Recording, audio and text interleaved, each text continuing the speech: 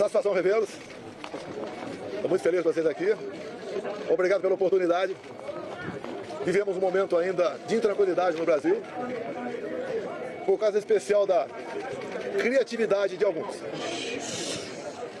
Ontem eu fui ao Supremo, a decisão foi na última hora, vocês se surpreenderam. Hoje resolvi não ir. Motivo? Obviamente eu sabia o que ia acontecer. Mas vamos lá. Eu espero hoje botar um ponto final nisso aí. Parece que tem algo pessoal contra mim. E a acusação é muito grave. E são infundadas. E não é da boca para fora. Eu vou demorar um pouco, mas tem muitas novidades para vocês. Vou começar no final. Quando as eleições se acabarem. No dia 2 de outubro, 2 de novembro, alguns de vocês estavam lá na Alvorada e eu fiz um pronunciamento à nação. Coisa rara, né? Fiz um pronunciamento lido à nação. Eu vou ler apenas um parágrafo desse pronunciamento, que infelizmente não está no inquérito do ministro Alexandre de Moraes. Lá, o terceiro parágrafo, bem curtinho. As manifestações pacíficas sempre serão bem-vindas, mas os nossos métodos não podem ser os da esquerda, que sempre prejudicaram a população, como invasão de propriedade, destruição de patrimônio, cerceamento do direito de ir e vir. Ato contínuo, começamos a transição. Alguns dias depois desse pronunciamento, os caminhoneiros começaram a obstruir vias pelo Brasil. Eu fiz um vídeo pedindo para que eles se desmobilizassem. Eu não tinha intenção nenhuma em parar o Brasil, criar o caos, ou estava pensando em outra coisa. Eles cumpriram esse pedido meu. Durante a transição, conduzida pelo senador Ciro Nogueira, tive um encontro no começo de dezembro, no Alvorada, com o escolhido futuro ministro da Defesa, José Múcio. Ele foi pedir um apoio para mim, para que tivesse mais acesso aos respectivos ministérios. No dia seguinte, ele foi atendido em tudo. Voltou depois, entrou em contato conosco e pediu que eu nomeasse os comandantes militares indicados pelo presidente eleito Lula da Silva. Foi o que eu fiz. Em dezembro, nomeamos 2 comandantes. O outro saiu mais no final. Atendi ao presidente Lula. Se tivesse qualquer ideia de força, não deixaria os comandantes do Lula assumir. 30 de dezembro de 22, o dia que eu viajei para os Estados Unidos. Mas, antes de viajar, eu fiz uma live que, lamentavelmente, não estão nos inquéritos do senhor Alexandre de Moraes.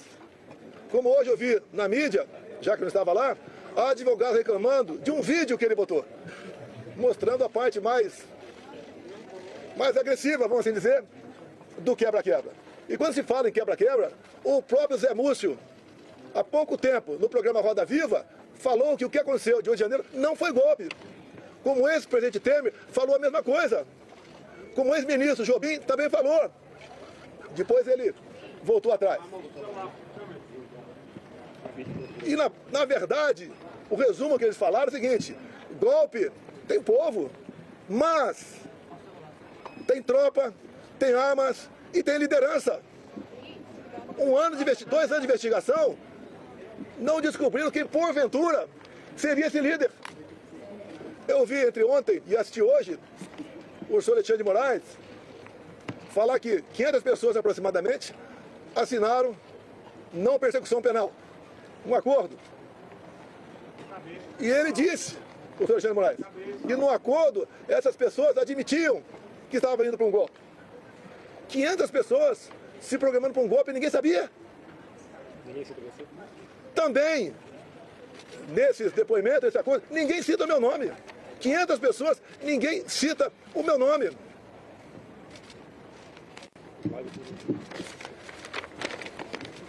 Vamos aqui para a live de 30 de dezembro, o dia que eu viajei para os Estados Unidos. Um pedacinho bem curto aqui, mas lamentavelmente As imagens não estão no inquérito do Alexandre de Moraes. Ele bota o que ele quer lá. Por isso, os seus inquéritos são secretos ou confidenciais. Na live. E repito, em nenhum momento fui procurado para fazer nada de errado, violentando, seja o que for. Eu entendo que fiz a minha parte. Estou fazendo até agora a minha parte. Hoje são 30 de dezembro. Até hoje eu fiz a minha parte dentro das 4 linhas. Não vamos achar que o mundo vai acabar dia 1º de janeiro. Vamos pro tudo ou nada. Não! Não tem tudo ou nada. Inteligência. Mostrar que somos diferentes dos outros. Nós respeitamos as normas, as leis, a Constituição.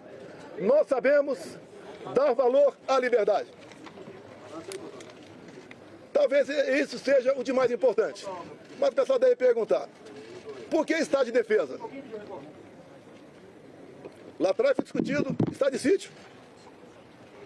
Você deve se lembrar, na matéria do Gringão, que passou para a Folha de São Paulo, áudios, um dos áudios dizia, carregue no 142. Ele estava na dúvida do que me acusar. Estava na dúvida.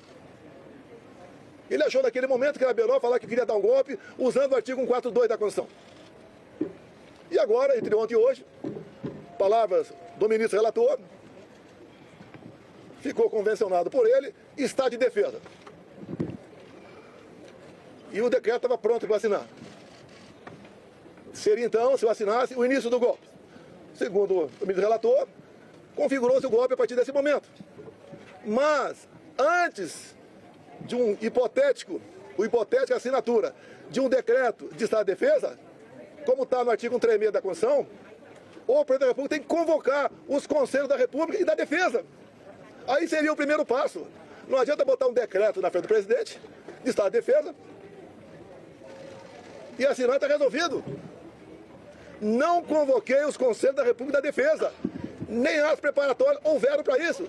Se é que você trabalhar com o dispositivo constitucional, é sinal de golpe. Golpe não tem lei, não tem norma. Golpe tem conspiração com a imprensa, o parlamento, setor do poder judiciário, setor da economia, fora do Brasil. Força Armada em primeiro lugar, sociedade, empresários, agricultores. Aí você começa a gestar um hipotético golpe. Nada disso houve. Agora, por que se comentou estado de defesa de sítio? Para a gente desmontar de vez essa história de golpe em cima de um dispositivo constitucional. 2014, acabaram as eleições, Dilma ganhou de Aécio Neves. O que o PSDB fez? Contratou uma auditoria externa. Talvez para dar mais credibilidade ao parecer final. Conclusão, parecer final da auditoria externa contratada pela PSDB sobre eleições. As urnas são inauditáveis. Não sou eu que disse isso. Isso foi em 2015. Eleição de 2014. Desde 2012, eu já tinha ações dentro da Câmara dos Deputados pelo voto impresso. Antes de mim, Flávio Dino foi claro, dizendo que perdemos as eleições por causa do voto eletrônico. Antes disso também, Carlos Lupe, do PDT, em inserções de programa eleitoral gratuito, ele disse, eleições sem voto impresso é fraude. E foi ele que entrou com uma ação contra mim no TSE. Outros 10, 12 falavam a mesma coisa. Eu não era sozinho, eu estava sozinho na defesa do voto impresso.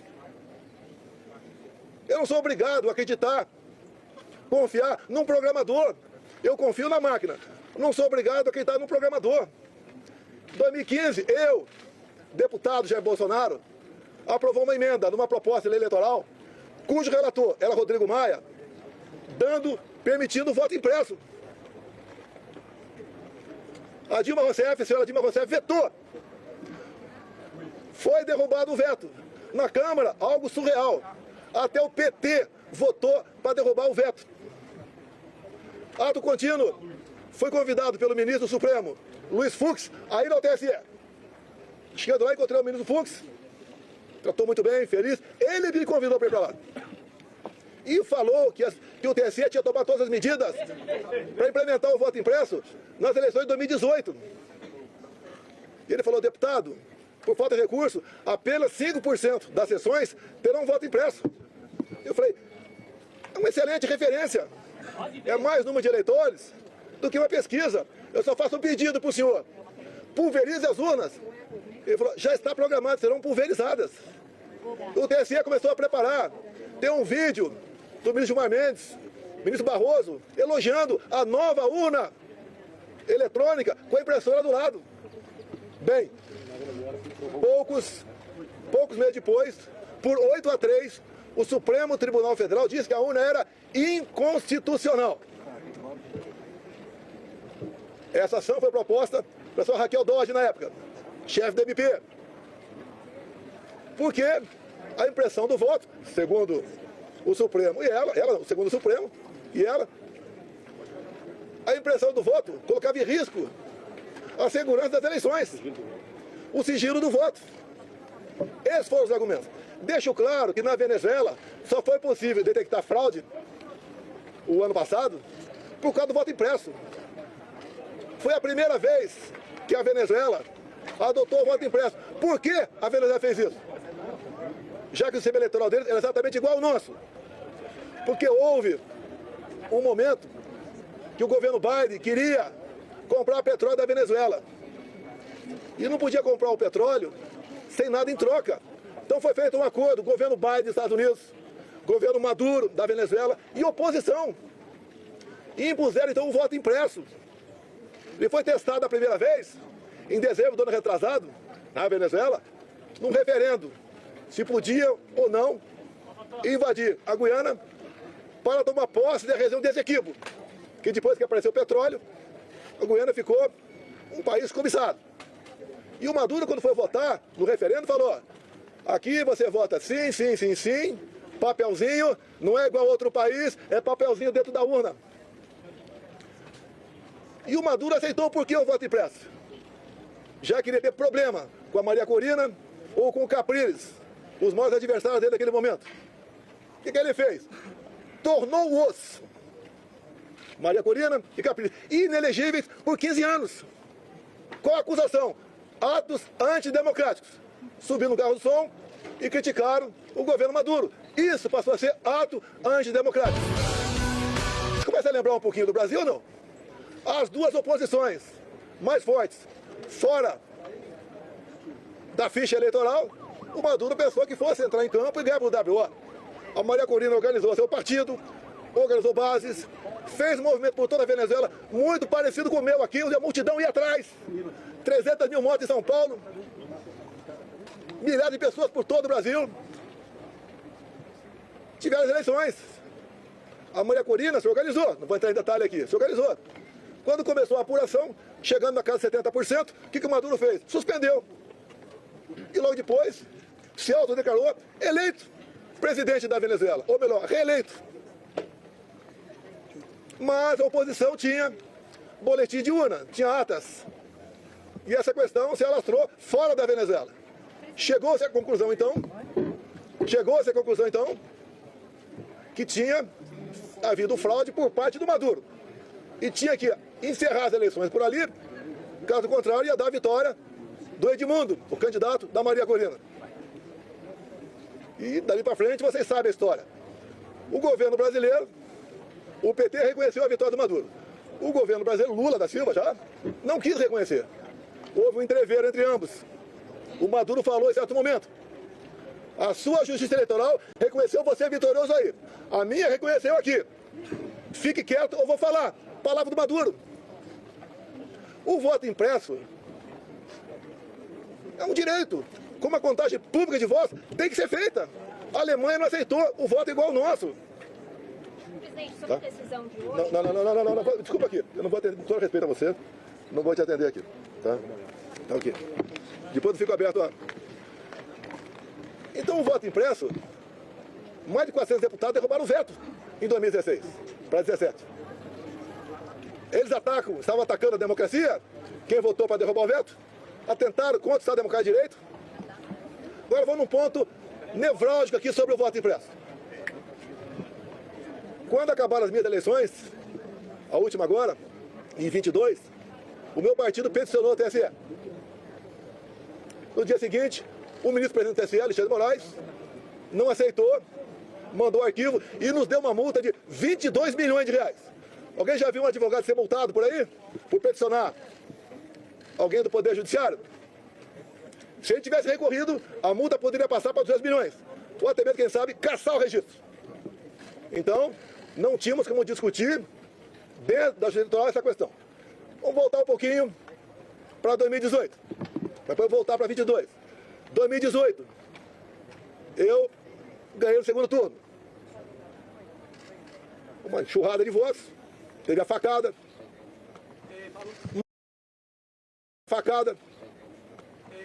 Mas, 2 dias depois do segundo turno de 2018, chegou um papel no TSE, bem fundamentado, dizendo que tinha havido fraude. O que o TSE fez na pessoa da ministra Rosa Weber, presidente? Oficiou a Polícia Federal e foi aberto um inquérito. Opa, para investigar a eleição de Jair Bolsonaro, ganhador, tem inquérito. Para o lado de cá, quando eu perco, quando o Lula ganha, não pode nem petição. E foi aberto um inquérito, que alguns de vocês já ouviram falar sobre ele. Inquérito 1361 de novembro de 2018.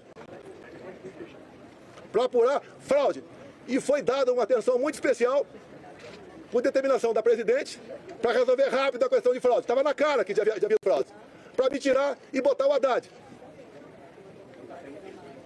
O inquérito começou a voar, na mesma velocidade dessa ação contra mim, porque o Haddad tinha que assumir.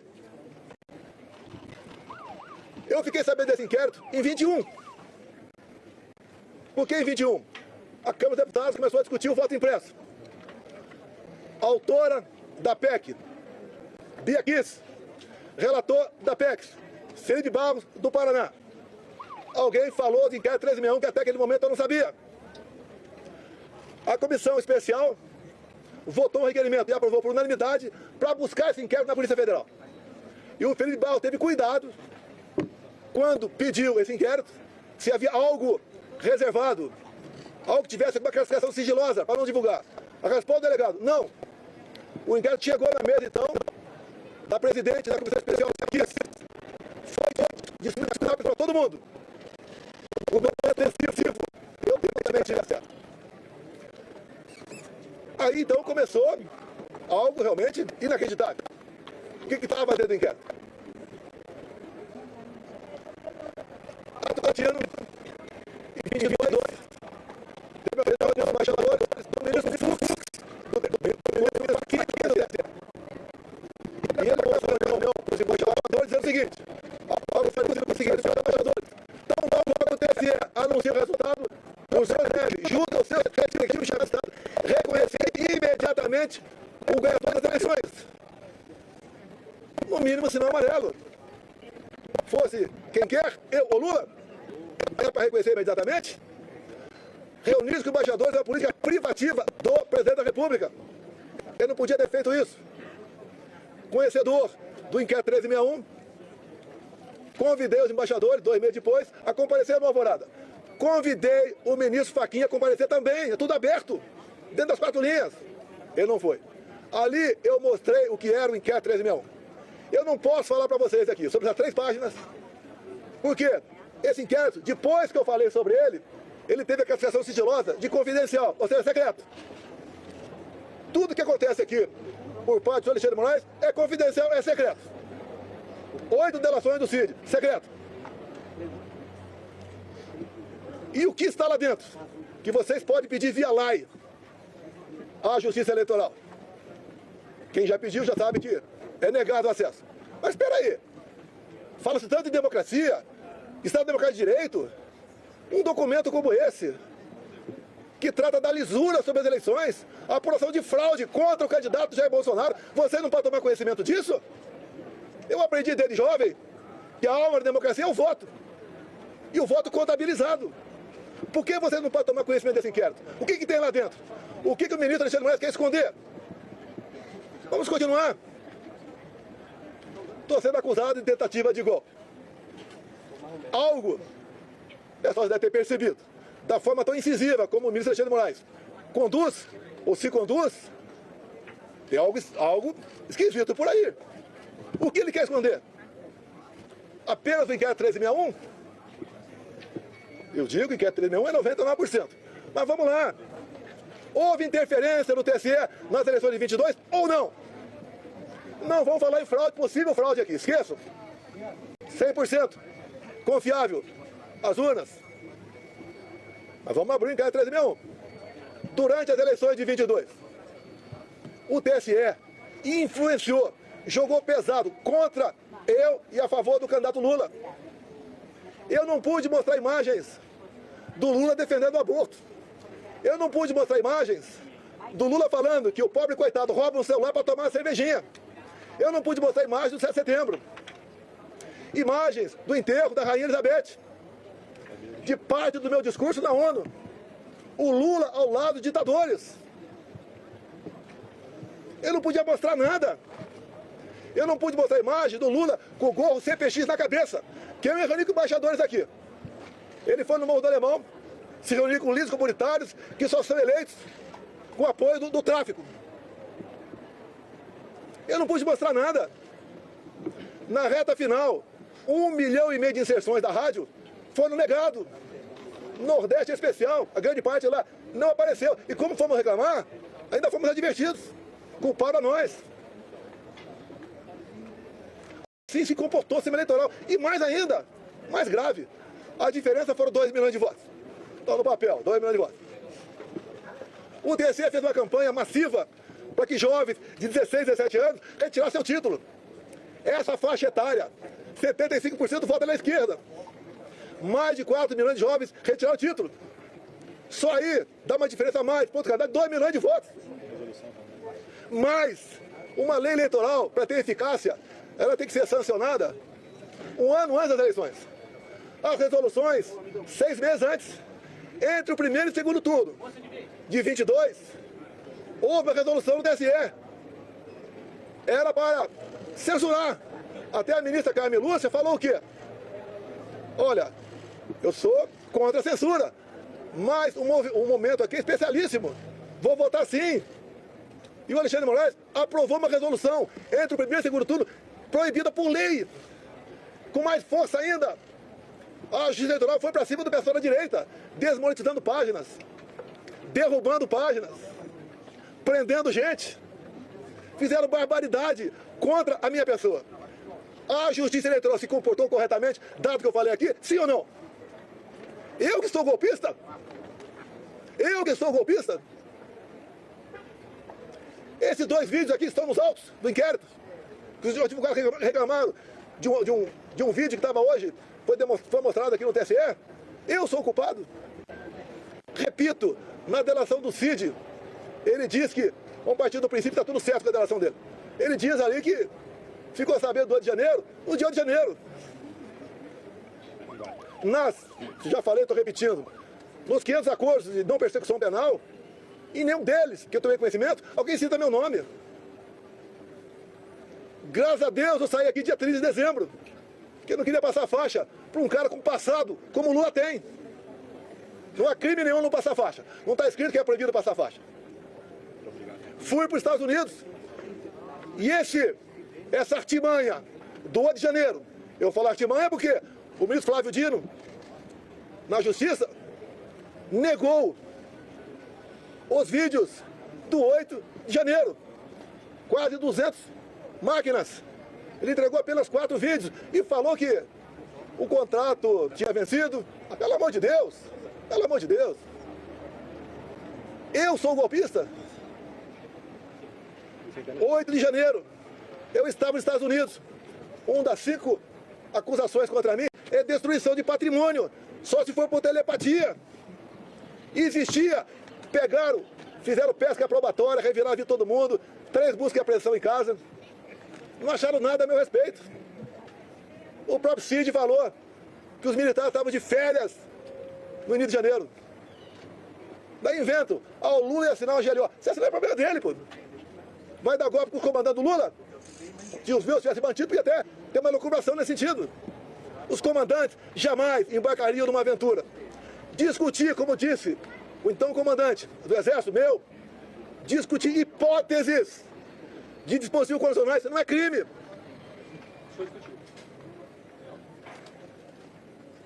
Você não vai me tirar do sério. Eu acho que a maioria já aprendeu aqui como é que eu acho. Quiser tumultuar com você, é outra história, vou embora. Vou abrir a pergunta para vocês.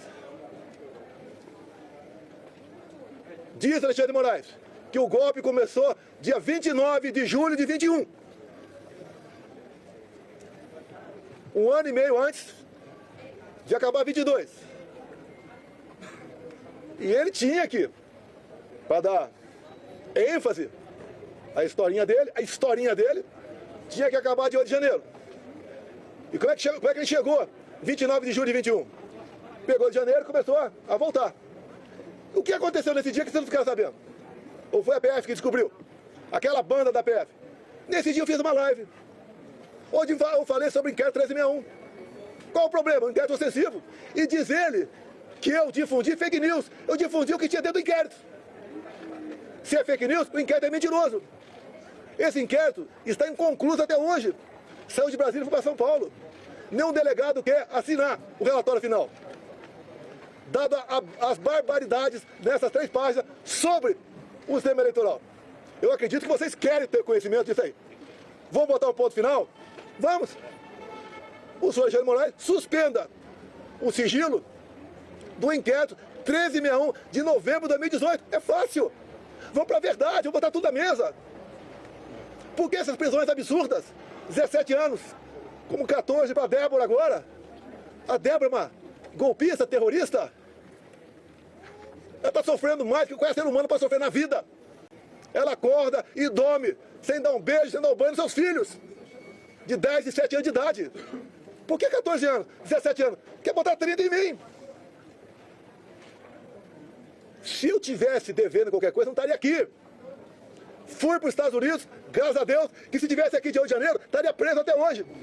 Ou morto. Que é o sonho que eu sei que é de alguns aí. Que eu preso vou dar trabalho. Não vai acontecer não, deixa contigo, presidente. Então, aqui está grande parte, quase toda a verdade que interessa. Repetindo, 2 de novembro de 22. Quando eu falei com a imprensa, li um papel e começo dizendo que vão sentir saudade de mim, como estão sentindo hoje. Eu vou estar o mês que vem no Rio Grande do Norte com o senador Marinho, como já tive outras vezes, depois das eleições. O tratamento é excepcional. Porque o João em 32, eu usei na campanha e durante meu mandato. A verdade dói, mas o povo entendeu que a verdade é necessária. É picanha, de gás, cervejinha. Não tem nem ovo agora. A inflação está aí. O povo não quer mais confusão. Por isso que eu falo em anistia. Eu duvido que uma mãe aqui não se coloque no lugar da Débora e não queira anistia. Não encontraram nenhuma arma aqui. Eu estou sendo acusado junto com essas pessoas que foram presas. Tentativa armada. Que arma? Vai no Senado aqui. As armas apreendidas foram um estilingue, meia dúzia de bolinha de gude, mais nada. Que mais? Uma senhora com a Bíblia. Agora, as coisas aconteceram antes do pessoal que estava no acampamento vir para cá. Porque tem vídeo de pessoas comuns mostrando um cara sozinho quebrando tudo por aí. O próprio Lula. Tem vídeo dele falando, temos que saber quem deixou abertas as portas aqui do Palácio. Foi facilitado. Quando aconteceu de janeiro, a imprensa só mostrava uma imagem, escolhida a dedo, só uma. Aquele cara magrinho, né? Com uma camisa, a minha estampa na barriga, derrubando o relógio. Só mostrava isso.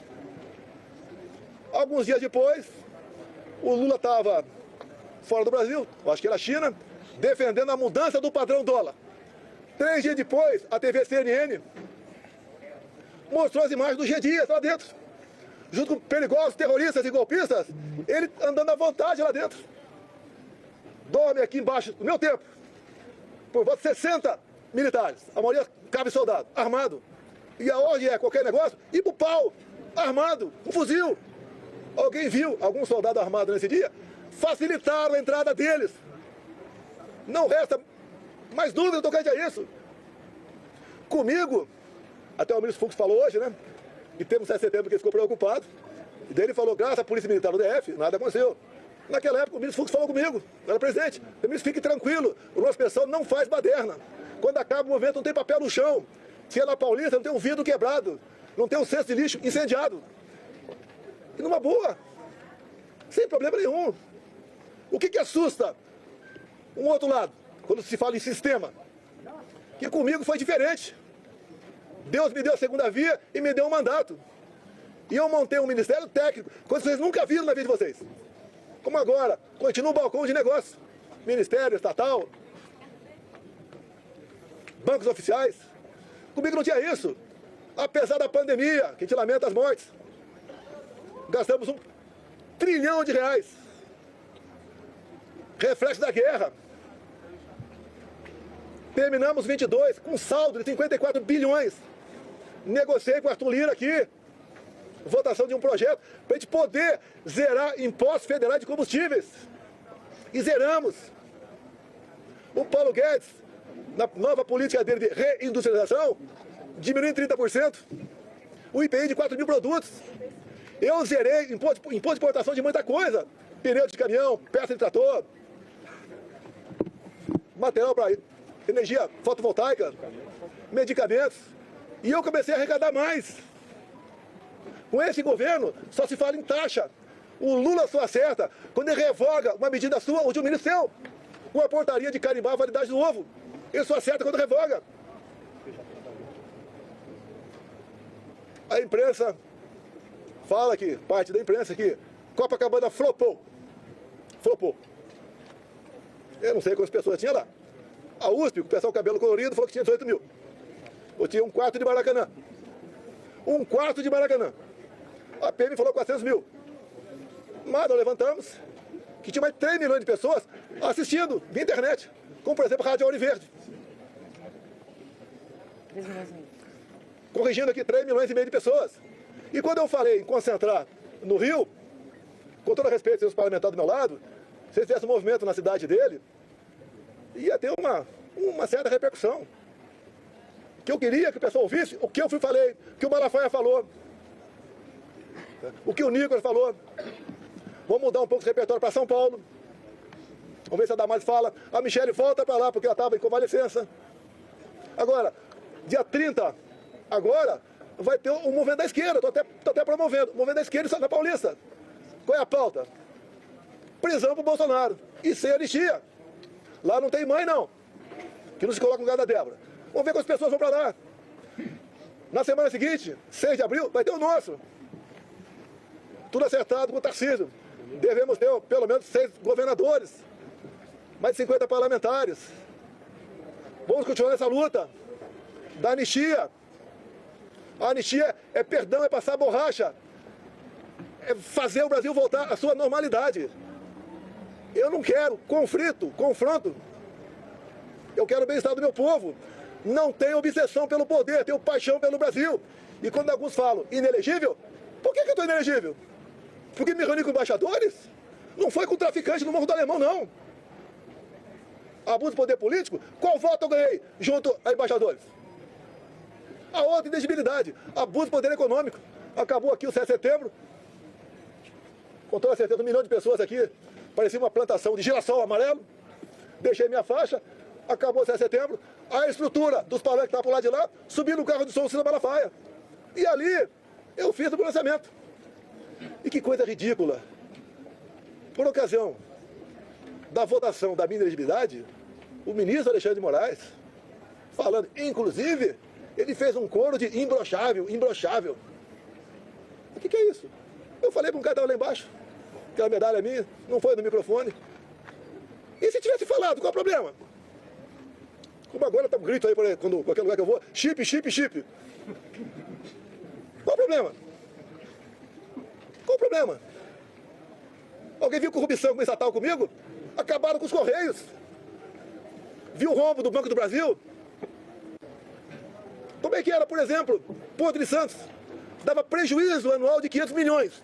O Tarcísio assumiu o ministério. Passou a dar lucro de 500 milhões. Para onde ia esse 1 bilhão de reais? Ia para o bolso de alguém. Que, obviamente, começou a trabalhar contra mim. Perdeu 1 bilhão por ano. Você vai lá em Itaipu Binacional. Era conhecida apenas como uma empresa que gerava energia. Quando o general Silvio Luna assumiu, ele ligou para mim, ficou abismado. O tamanho da corrupção lá dentro. Eu falei, mas como é que isso nunca veio à tona? É porque ó, Itaipu binacional, por ser binacional, não é auditada pelo TCU. Podia meter o braço até o sovaco e roubar. Nós tapamos esse rombo. Junto com o ministro Saxida, foi a reta final, o que nós fizemos? Reduzimos em 45% o preço da tarifa em dólar. E mais, concluímos a segunda ponte com o Paraguai. Não é uma pinguela, não. Uma ponte com 470 metros de vão. Está 2 anos faltando a cabeceira. Começamos a terceira ponte em Porto Montinho, para a Bioceânica. Alongamos em 600 metros o aeroporto de Foz do Iguaçu. Levou água para o Nordeste. Vou terminar Itaipu aqui. Atendi o governador Ratinho, asfaltando em 43 quilômetros. Também a pedido do Felipe Barros. Asfaltamos a Transboiadeira, 43 quilômetros. Atendemos, com pequenas obras de infra, mais de 50 municípios. O então secretário da Pesca, Jorge Seife, começou a tratativa com o Paraguai para nós praticarmos a piscicultura no Lago de Foz. A previsão era aumentar em 20% a produção de pescado no Brasil. Faltou o último passo, que mesmo para o nosso lado tinha que ter autorização do Paraguai. Mais um exemplo do estatal, que deixar de meter a mão nela. Os bancos do Brasil, Caixa Econômica, BNDES, cada diretoria era um partido, ou um grupo que trabalhava lá, não pelo banco, para si. Eu tive uma vez, uma pessoa muito importante, né? Foi me visitar e tinha um problema no Banco do Brasil. Era um problema de quase 200 milhões de reais. E ver se eu podia resolver. Eu tomei conhecimento. Chamei o presidente do banco. O que tu acha disso? Ele falou, não dá por causa disso, disso. Tá bom. Daí chamei o cara de volta. Eu falei, companheiro, desculpa, mas não dá por causa disso, disso. Sabe o que ele me respondeu? Demita o presidente do Banco do Brasil. Era assim que as coisas eram tratadas no Brasil. Um momento marcante na minha vida. Tinha uns 15 mega empresários na minha sala. Falou que é pra mim. Tô vindo do SPU. Pela primeira vez não fui achacado quando entrei lá. Olha como é que funcionou a Polícia Federal e a Polícia Rodoviária Federal. Recorde de apreensão de drogas e armamento. Olha o campo. Acabamos com a invasão do MST. Como? Armamento pessoal. Arma não mata. Tanto é que o povo, em grande parte, teve arma. E diminuiu em quase 30% o número de mortes por de fogo do Brasil. O Tarcísio foi um gigante. Acabamos com muitas balsas pelo Brasil. O Marinho levou água para o Nordeste. Com Saxida na reta final, acertamos toda a documentação para eólicas offshore na costa do Nordeste, para gerar o equivalente a 50 Itaipus. O Saxida acertou a documentação para a exploração de lítio na região mais pobre de Minas Gerais, que é o Forte Quitinhonha. O Saxida também acertou a regulamentação para nós começarmos a explorar urânio lá em Santa Quitéria, Ceará. O que o Lula fez no final do ano passado? Teve aqui reunião do G20. Assinou 37 memorandos e acordos com a China. Esses acordos entregou o nosso urânio para a China. Acordos têm que passar pelo parlamento. E a comissão inicial é Relações Exteriores e Defesa Nacional. Por isso, eu me empenhei, junto com o nosso partido, ninguém foi violentado por causa disso, a indicação seria do Eduardo Bolsonaro. Com toda certeza, pressão de fora, bateu aqui dentro. O Lula quer botar o Brasil no colo da China. É só vocês da imprensa tomarem conhecimento dos 37 memorandos e acordos, até acordo satelital. O que o Lula quer? Quer uma internet dele. E a China aqui dentro. Não tem como esse país ir para frente. Não tem. É impossível esse país ir para frente. Temos potencial para dar um salto enorme. Por que não vai para frente? Grupelhos. E quando eu acabo com loteamento, ou em grande parte, desses loteamentos, em estatais, em ministérios, em bancos oficiais, eu estou dando um golpe nas pessoas que sempre se viveram na sombra do poder. Botamos um ponto final nisso. Se eu fosse tido um presidente, mané, né, como outro qualquer, ninguém está preocupado em processar. Me pinto agora nesse inquérito como o maior criminoso da democracia. Eu não interferi no TSE, o outro lado interferiu.